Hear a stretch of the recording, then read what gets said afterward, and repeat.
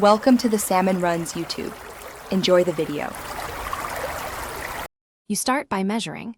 Combine 1 part white granulated sugar with 4 parts fresh water because that ratio mimics nectar concentration.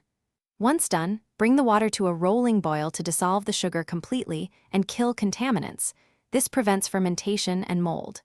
Make sure the container or feeder is clean, glass or food-safe plastic works, so bacteria aren't introduced. After boiling, let the mixture cool to room temperature before filling the feeder to avoid burning or warping plastic. You'll now mix and transfer. Stir the cooled sugar water until every grain dissolves. If crystals remain, birds can choke and spoilage speeds up.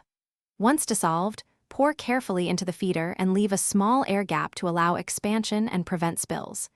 Make sure to wipe the feeding ports and rims to remove sticky residue.